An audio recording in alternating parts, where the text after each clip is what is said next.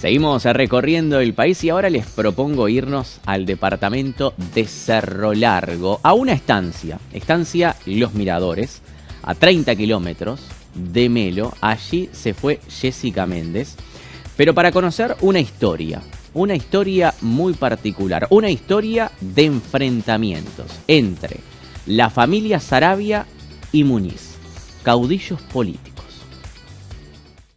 Compañeros, con el gusto de encontrarnos por la pantalla de BTV gracias a la tecnología 5G de Antel y a sus móviles Motorola que hacen posible esta comunicación. Les cuento que me encuentro sobre el eje de la Ruta 7, precisamente en un sitio histórico denominado Los Miradores. En este sitio donde nos encontramos hoy ocurrió un hecho histórico muy importante que marcó una época y también futuras batallas. De este tema vamos a estar dialogando con el investigador Marcos Hernández. Esta casa fue construida en la segunda mitad del siglo XIX, promediando la segunda mitad, por Ramón Mundo, un señor que se vino después que terminó la Guerra Grande de la zona de La Unión, en Montevideo, y se radicó acá en Laguna del Negro. Pero además tiene una importancia particular porque acá se produjo un hecho histórico clave en el desarrollo de la vida política y de las revoluciones de finales del siglo XIX y principios del siglo XX, es decir, del ciclo saravista. En determinado momento, Ramón Mundo le alquiló la mitad de la casa, incluida la parte del comercio, a José Zavala, que era el yerno de Justino Muniz, que por ese entonces Justino Muniz era la máxima figura política de Cerro Largo y la región, y vivía muy cerca de acá, en una estancia que está ubicada a muy pocos kilómetros en la zona de Bañado de Medina. José Zavala era casado con Eufemia Muniz y son los padres del célebre escritor Justino Zavala Muniz. Estando ya la familia radicada acá, se produce el primer levantamiento saravista, que fue en noviembre de 1896, un levantamiento contra el gobierno colorado del presidente Idiarte Borda. Y Saravia, que todavía no era la figura que llegó a ser después, le pide a su hermano chiquito Saravia que venga a esta zona a entrevistarse con Justino Muniz para invitarlo a participar de la revolución, porque Justino Muniz era blanco, y pedirle que si no quería unirse a la revolución, que se fuera al Brasil durante el tiempo que durase el movimiento. Chiquito Saravia, al frente de una partida bastante numerosa, acampó en Fraile Muerto, en el Paso de la Arena de Fraile Muerto, que está distante a unos 7 kilómetros de acá, y en vez de venir personalmente, envió a un capitán, Juan Garra, al frente de unos 50 hombres para que viesen si Justino Muniz no estaba acá, en este lugar.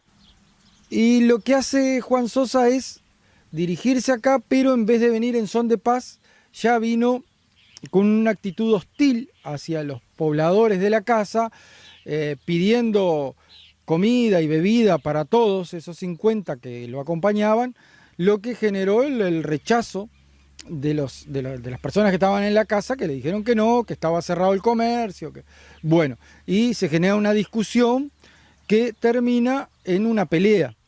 En ese momento de la discusión, casualmente llegó uno de los hijos de Justino Muniz, Alberto Muniz, en compañía de otra persona, un señor de nombre Epifanio, y se discute fuertemente Alberto Muniz con Juan Sosa, terminan en una pelea cuerpo a cuerpo, y Alberto le da muerte a Juan Sosa y se mete rápidamente adentro de la casa junto con Epifanio. Y ahí el resto de la partida comienza un tiroteo queriendo entrar a la casa, y en ese tiroteo se prende fuego el comercio, la zona del comercio, que es la que está acá atrás.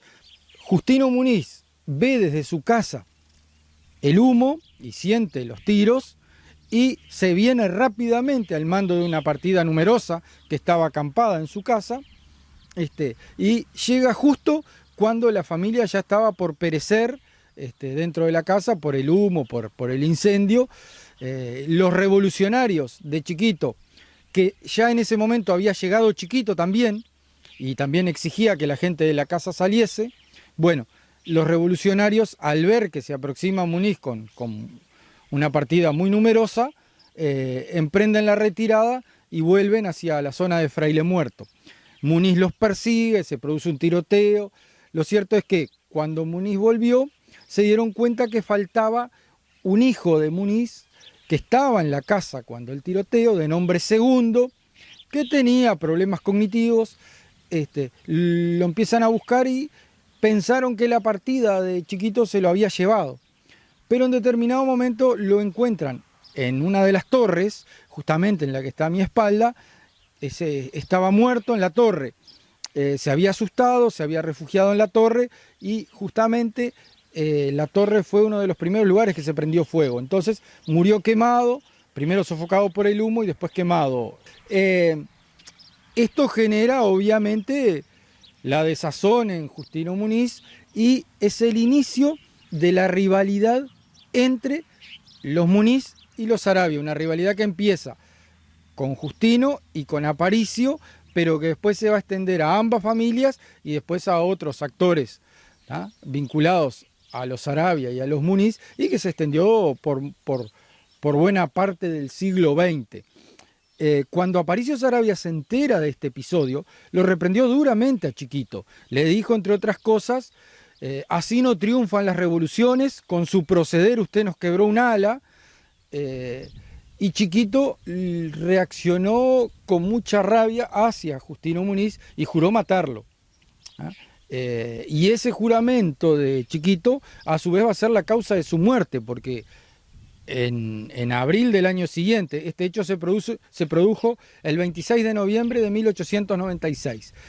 Y en abril de 1897 se produce la célebre batalla de Arbolito, donde Chiquito quiso matar a Muniz. Entonces emprendió aquella célebre carga lanza, que lo siguieron muy pocos y que se estrelló contra un ejército muy superior y bueno, y termina pereciendo en esa carga, ¿no?